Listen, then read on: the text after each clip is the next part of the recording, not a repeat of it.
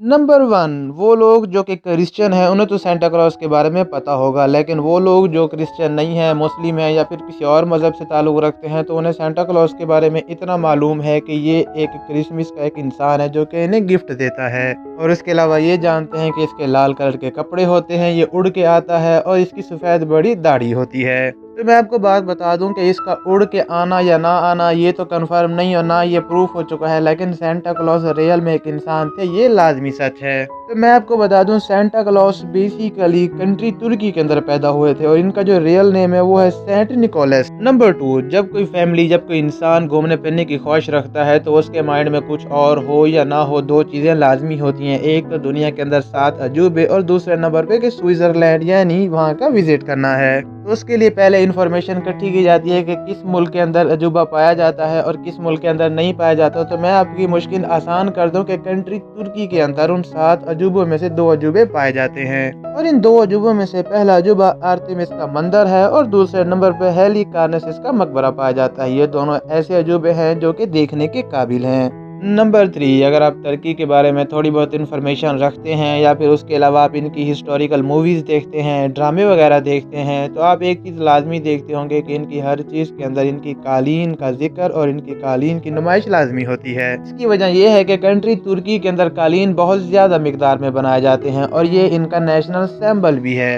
जैसे हर इंसान जानता है कि दुनिया का सबसे महंगा और दुनिया का सबसे ज़्यादा नफीस कपड़ा सिल्क का कपड़ा होता है, लेकिन ये कम लोग जानते हैं कि सिल्क के कपड़े से यानी उसी धागे से कालीन भी बनाई जाती हैं। तो दुनिया की सबसे महंगी और सबसे कीमती और सबसे नायाब कालीन जो कि सिल्क से बनाई जाती है वो कंट्री तुर्की के अंदर पाई जाती है। नंबर 4 हर कंट्री ऐसी चीज़ें करता रहता है जिसकी वजह से उसकी कंट्री को फेम मिले, यानी वो कंट्री फेमस हो और उसका अच्छा नाम बने। आपने ये ज़रूर देखा होगा, चाहे आप घूमने फिरने जाते हो या फिर आपने सोशल मीडिया यूज़ किया हो, जो कि पूरी दुनिया के अंदर आइसक्रीम के स्टॉल तुर्की के पाए जाते हैं वो सबसे ज़्यादा मुनफरिद होते हैं, क्योंकि वो जिस तरीके से आइसक्रीम पेश करते हैं, देते हैं और वो डांस करके देते हैं वो बहुत ज़्यादा ज़बरदस्त है। ये डांस बेसिकली और ये तरीका कंट्री तुर्की के अंदर ही स्टार्ट हुआ था। नंबर 5 पूरी दुनिया के अंदर तकरीबन 52 यानी 52 के करीब मुसलमानों के कंट्रीज पाए जाते हैं और ये रूल हर कंट्री के अंदर इम्प्लीमेंट होता है, लेकिन कहीं कहीं पे इस पर सख्ती की जाती है और किसी कंट्रीज में इसे जस्ट नॉर्मल लिया जाता है। तो वो रूल क्या है मैं आपको बता दूं। बेसिकली जब आप घर बनवा चुके हैं या फिर आप घर बनवा रहे हैं, तो जब आपके कमरे रेडी हो जाएंगे तो उनकी जो छत होती है नीचे की तरफ से, वहाँ पे आप एक काले रंग का तीर का निशान बनवाएंगे। उस निशान का मकसद ये होता है कि उसकी जो डायरेक्शन, उसकी जो सिमत होती है वो मुसलमानों का मुकद्दस जगह खाना काबा की तरफ होती है, ताकि वो इजीली तरीके से नमाज पढ़ सकें और उसी डायरेक्शन में सजदा दे सकें। और इस रूल की कंट्री तुर्की के अंदर सख्ती से पाबंदी करवाई जाती है। नंबर 6 वैसे तो तुर्की एक ऐसा कंट्री जहाँ पे बहुत ही लजीज और बहुत ही ज़बरदस्त किस्म के खाने बनते रहते हैं, लेकिन जैसा कि ये कंट्री साहिल समंदर के साथ बहुत ज़्यादा पाया जाता है, इस वजह से इस कंट्री के अंदर सी फूड बहुत ज़्यादा फेमस है। और उसके साथ साथ अगर आपने इनके ड्रामे वगैरह देखे हो, इनकी डॉक्यूमेंट्री देखी हो, तो ये कबाब का यूज़ बहुत ज़्यादा करते हैं क्योंकि कबाब खाते भी बहुत हैं। और इन दोनों चीज़ों के अलावा एक सबसे ज़्यादा ज़बरदस्त चीज़ जो कि पूरी दुनिया में कहीं नहीं सुनी, लेकिन कंट्री तुर्की के अंदर आप लाजमी देखेंगे कि ये मीठा चिकन बनाते हैं, यानी इनकी जो स्वीट डिश होती है वो स्वीट चिकन होता है।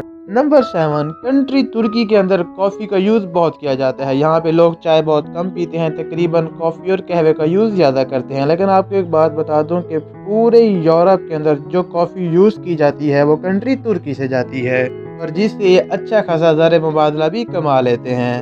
नंबर 8, आप सब लोग ये तो ज़रूर जानते हैं कि जब एक मुस्लिम किसी दूसरे मुस्लिम से मिलता है तो वो उसे सलाम करता है, यानी अस्सलाम वालेकुम। उसके अलावा या फिर हैंडशेक कर लेता है या फिर मुँह से बोल देता है।